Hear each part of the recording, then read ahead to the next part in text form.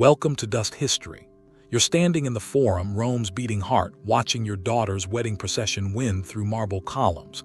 She's 15, beautiful, educated, everything a Roman bride should be. The ceremony was perfect. Your family's honor secured. Then you see the priests approaching and your stomach drops because you know what happens next, the part nobody talks about. The ritual that turns celebration into nightmare. Your daughter looks back at you, her eyes asking why. You look away. Because in Rome, some traditions are more powerful than love, more protected than innocence, more sacred than the screams that echo from beneath the temple floors. What I'm about to show you isn't myth, it's documented practice, and it reveals how Rome built systematic abuse into its most sacred institutions, protected it with law, and silenced victims for over 3 centuries. The evidence was buried. The testimonies were erased. But the names carved into stone beneath Roman temples tell a story that historians are only now beginning to acknowledge. This is the ritual Rome tried to erase from history. Between 300 BCE and 200 CE, Roman law included a provision that appears in legal codes but is almost never explained. Before any elite marriage could be completed, before a bride could belong to her husband, she had to undergo purification. That's the word in the legal texts, purificatus. Purified. The 12 Tables, Rome's foundational law code, states clearly, no bride of proper Roman family shall enter marriage without purification by the appointed guardians of divine will. Guardians of divine will, that's what they called the priests, the Sacrobani Dei, the priests of the good goddess, a fertility cult operating at the very center of Roman religious practice. Here's what makes this especially sinister. Roman religion was transactional.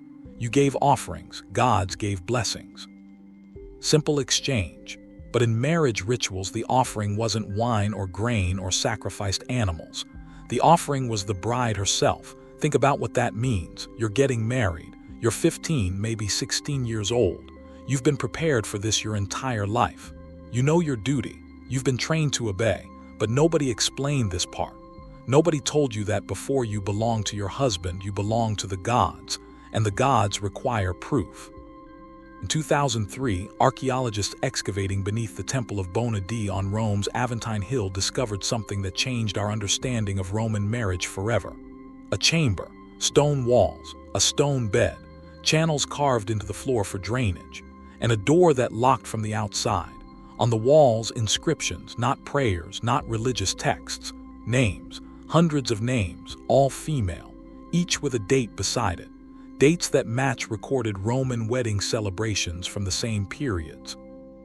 British archaeologist Catherine Jones spent 3 years documenting these inscriptions. Her 2007 report concludes carefully.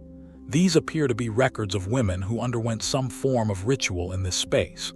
The nature of the ritual is not explicitly stated, but contextual evidence suggests it was connected to marriage rites. The nature of the ritual is not explicitly stated. That's academic language for, we know exactly what happened here, but we're uncomfortable saying it directly. Let me say it directly. This was where priests claimed the right to consummate marriages before the husbands. Here's how the ritual worked. After the wedding ceremony, after the public celebration, the bride was escorted to the temple, not by her husband. He wasn't allowed, by female attendants. Older women who had undergone the same ritual years before. Your daughter is taken downstairs. Into darkness. The air is cold. The stone walls sweat moisture. She's brought to a door. Inside, a priest or several priests. The sources aren't consistent on numbers. The playwright Plautus, writing in 205 BCE, references the practice in a comedy that was later heavily censored. Only fragments survive. In one fragment, a character says, "The gods get their portion before any man. That is the law. That has always been the law." Another character responds, "And the bride, what does she get?" First character, "The blessing of purification, if she survives it. If she survives it." That line was cut from later versions of the play. The philosopher Lucretius, writing in 50 BCE, references the practice more directly in a passage that medieval monks tried to erase from manuscripts. We only have it from a single surviving copy discovered in 1417. The rituals of Bona Dea are called sacred, but they are terror. What the priest claims to offer to gods, he takes for himself. And the law protects this theft with the word divine. The law protects this theft with the word divine. Think about the machinery of that system. You're a Roman father, you know this ritual exists. You know your daughter will undergo it, but you can't refuse because it's not abuse. It's religion. It's not assault. It's purification. It's not a crime. It's divine law. The system has built perfect insulation against resistance. Here's what makes this practice especially difficult to document. Roman women who underwent the ritual were legally forbidden from discussing it, not discouraged, forbidden. The Lex Voconia, passed in 169 BCE, includes a provision about religious silence. Women who revealed mysteries of the sacred rites could be charged with impiety, punishment, exile, or death. This is why the historical record is so fragmentary. The victims were legally silenced. The perpetrators called it sacred. And the only men who wrote history were either participants or beneficiaries of the system. But silence isn't the same as forgetting. In the 1920s, archaeologists excavating a villa in Pompeii found a room that had been deliberately sealed before the eruption. Inside, a fresco. It showed a wedding scene, normal Roman iconography, except for one detail. In the background, barely visible, a woman being led downstairs by robed figures, her face turned back, her hand reaching toward a man who wasn't following. The archaeologist who discovered it noted, "The technical skill of this image is remarkable. The hidden woman's face is rendered with more care and detail than the main wedding couple. Someone wanted this remembered. They hid it in a sealed room, hoping it would survive. It did, for 2,000 years. Think about the person who painted that. They knew they couldn't speak about the ritual openly. That was illegal, but they could paint it, hide it, hope someone eventually would see. That's not passive acceptance. That's documentation by a survivor who knew the system would try to erase what happened. After the ritual, the bride was returned to the wedding celebration. Hours had passed, sometimes a full day. Roman wedding customs included a detail that historians long found puzzling. The bride appeared before her new husband wearing a veil called a flammeum. This veil was never removed during the wedding night. Never. The husband consummated the marriage with his bride still veiled. For centuries, scholars thought this was modesty, Roman virtue, proper behavior. Then feminist historian Amy Richland analyzed medical texts from the period. Roman physician Soranus, writing in the 2nd century CE, mentions in a medical treatise that brides often displayed signs of recent injury on their wedding night. He advises, the veil serves dual purpose. It preserves modesty and it prevents the husband from observing evidence of the purification ritual which might cause inappropriate questions.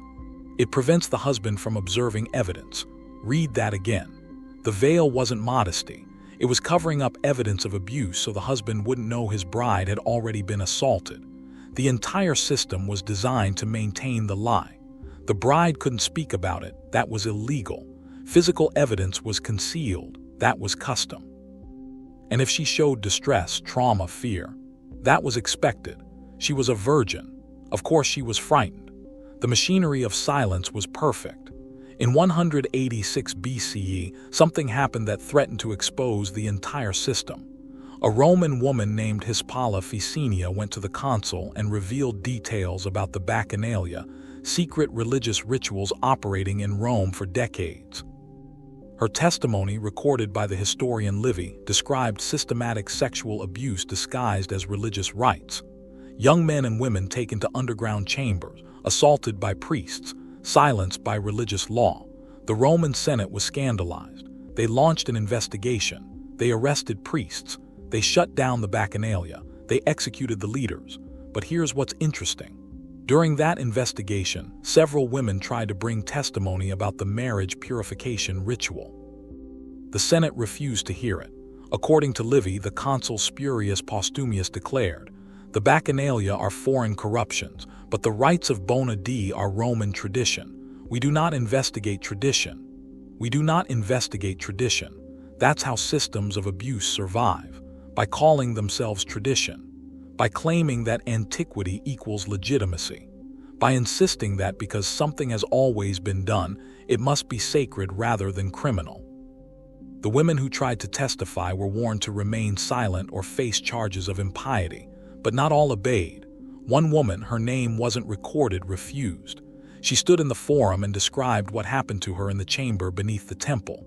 She was arrested within hours, charged with impiety and public obscenity, exiled to Sicily, forbidden from ever returning to Rome or speaking to Roman citizens. She disappeared from history, but here's what survived. A graffiti inscription found in 1964 near the Roman Forum. It dates to approximately 180 BCE, 6 years after the Bacchanalia scandal. It reads in rough Latin, "Tradition is what monsters call their crimes when no one stops them." Someone scratched that into stone in the heart of Rome's power. Someone risked everything to leave that message, hoping someone eventually would read it and understand. The ritual continued for centuries, but it evolved. By 100 BCE, wealthy families found a workaround. Instead of having their daughters undergo the ritual with priests, they paid enormous bribes to have a symbolic purification, a ceremony without the chamber, without the assault. The priests accepted these bribes. Of course they did, because it was never really about religion. It was about power.